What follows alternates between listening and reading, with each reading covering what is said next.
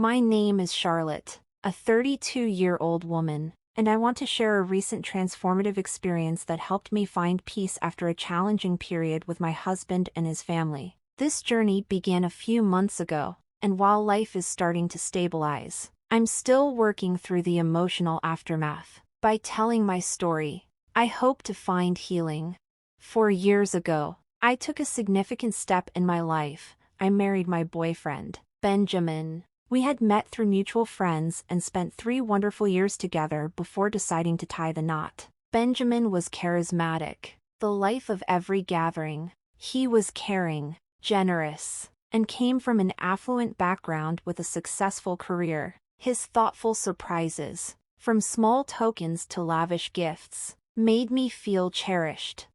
One of his most memorable gestures was a brand new laptop for my college graduation. While I was grateful, it also made me uncomfortable, highlighting the financial gap between us. Benjamin, I'm just a student, I'd say, trying to broach the subject. I can't keep up with this level of spending. Let's at least split some costs. But he would just smile and shrug off my concerns, assuring me it was normal for him to spoil me.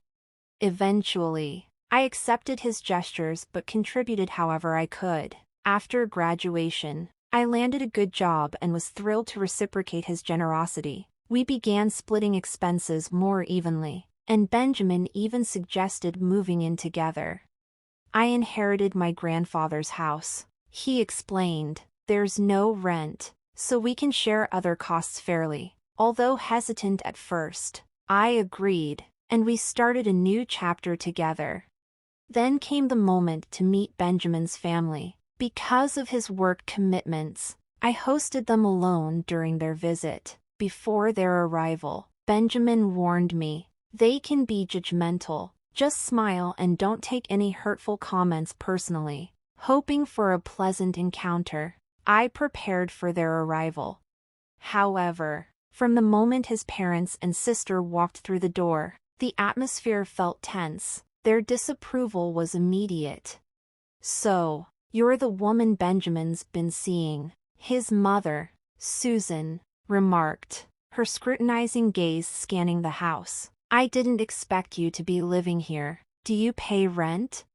Trying to stay composed, I explained, "The house is fully paid for by Benjamin, but we share all other expenses equally."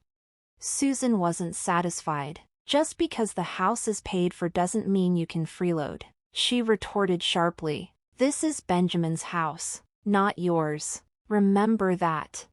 Her words were cutting, and the conversation only grew more uncomfortable. Benjamin's sister, Kelly, was equally cold. She barely spoke to me and made pointed references to her marriage to a billionaire, perhaps to assert her superiority. My attempts to connect with her were met with dismissive responses.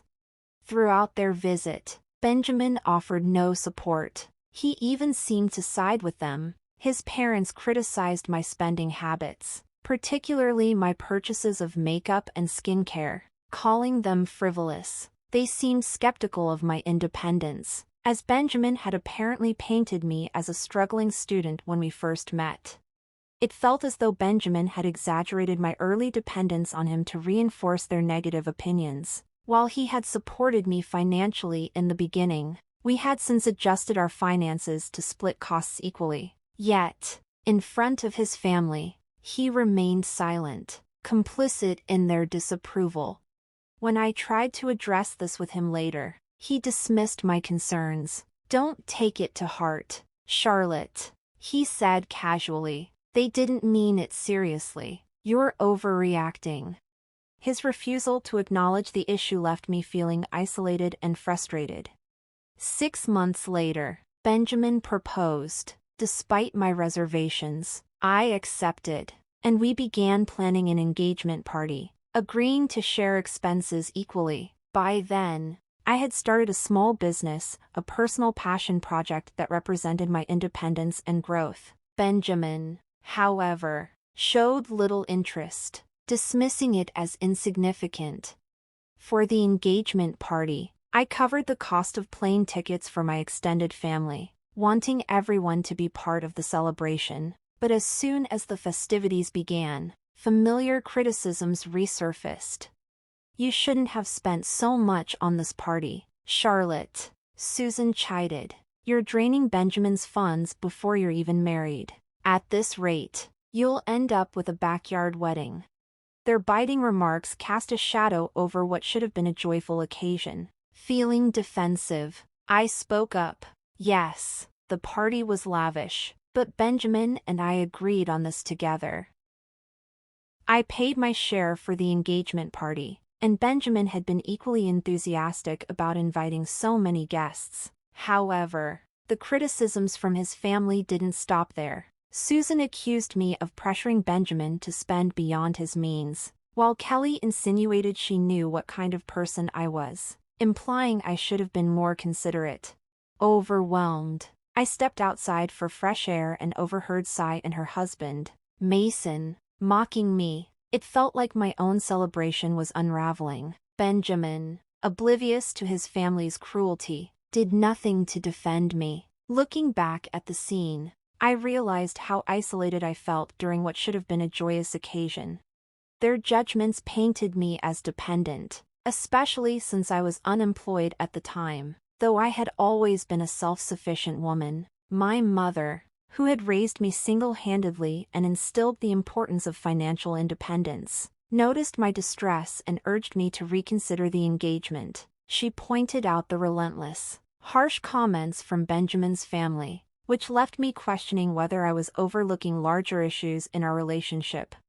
After the engagement party, I confronted Benjamin about his family's behavior. He dismissed my concerns, insisting they were just joking and assuring me that finances didn't matter because he loved me. Determined to contribute more significantly, I proposed paying rent and taking on more expenses, but Benjamin brushed off my efforts. As we moved forward with wedding plans, the stress mounted. Benjamin's parents were relentless, criticizing every decision I made and accusing me of putting financial strain on their son. Despite explaining that my mother was covering many wedding expenses, Susan accused me of exploiting Benjamin, labeling me a gold digger. When I approached his father, Arthur, to clarify that we didn't need their financial help, he seemed indifferent. Kelly's sharp critiques continued, targeting everything from the cost of my wedding dress to my choice of makeup. The constant scrutiny revealed stark differences in values between myself and Benjamin's family. It forced me to deeply reconsider our future together. The wedding ceremony itself went smoothly, but the reception was marred by Susan and Arthur's relentless criticisms. They accused me of mismanaging Benjamin's finances, dismissing my explanations. Their unwavering determination to tarnish my reputation left me feeling powerless. Choosing peace over confrontation, I stayed silent, refusing to let their negativity ruin our special day. A few months later, Benjamin received a promotion at work. Excited to celebrate his achievement, he planned a grand family dinner, wanting to make it special. I offered to cover the entire event. I explained that my business was thriving and that I had access to a trust fund left by my grandfather. Carefully planning every detail, I hoped the dinner would showcase my support for Benjamin. When his family arrived, their disapproval was palpable, while other guests reacted positively to the celebration. Susan took the floor during the speeches, shifting the atmosphere from joyous to tense. "Thank you all for joining us to celebrate my son's promotion," she began. "He's worked hard and deserves every bit of his success. Unfortunately, his luck doesn't extend to his choice in partners." Her words hung heavily in the air, instantly silencing the room. "It's sad that he's tied himself to someone many would label a gold digger." Despite the sharpness of her remarks, I maintained my composure. Benjamin, however, seemed oblivious to the animosity, highlighting the growing disconnect between us. Susan's attacks escalated. "It's obvious to everyone here that his wife's extravagance has been a drain on him," she said, casting a smug look my way. Then, with mock relief, she added, "Fortunately, we had the foresight to ensure Charlotte signed a prenuptial agreement." At least some of his assets are safeguarded. Benjamin didn't refute her words. Instead, he nodded. I can barely spend on myself anymore, he complained, casting a regretful glance at me. Maybe I made a mistake. Hurt and stunned, I finally spoke. Do you really think I'm a gold digger? I asked, my voice steady despite the hurt. Benjamin's response was cold. Your lifestyle has been damaging to my bank account.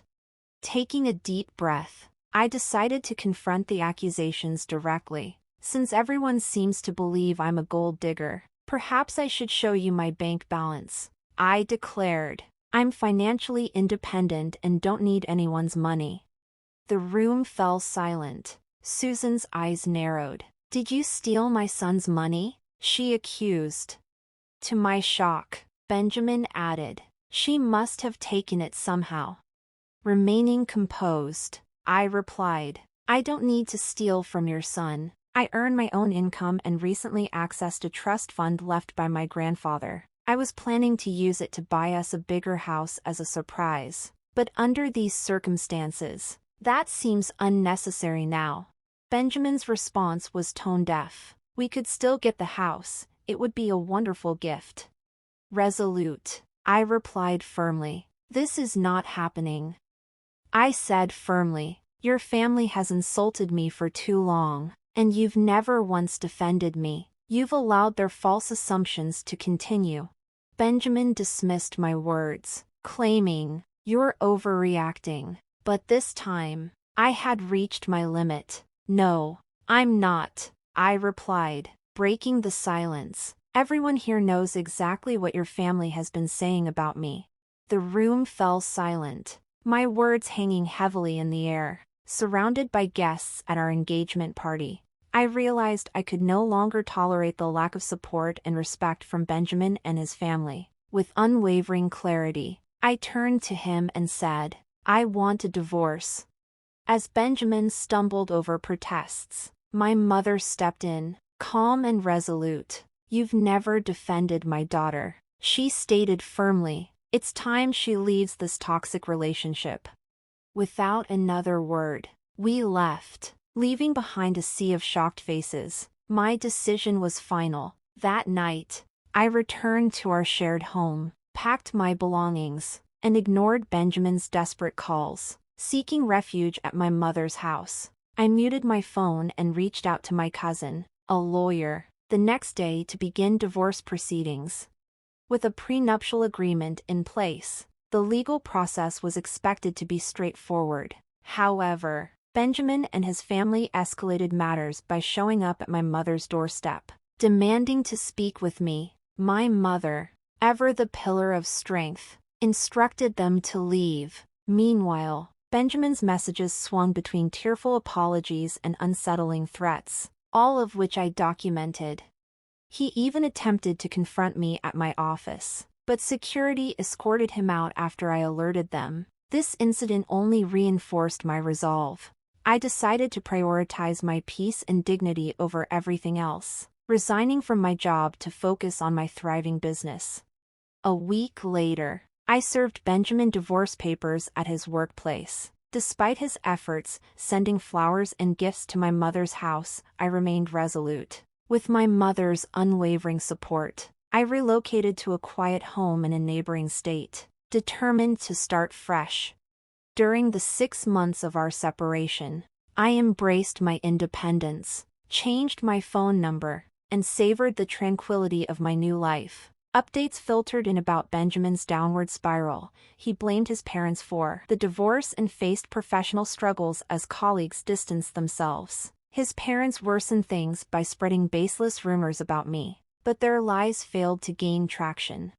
In contrast, my life flourished. I expanded my business, rebuilt my confidence, and slowly ventured back into the social and dating scene. Although Benjamin's actions had left scars, I felt optimistic about finding someone who would truly value and respect me. The hardship I endured had caused immense pain but also forged a strength I never knew I had. Moving beyond those challenges, I embraced a future brimming with possibilities and personal growth. Confident in my resilience, I now look forward to what lies ahead, clear on what I want in both life and relationships.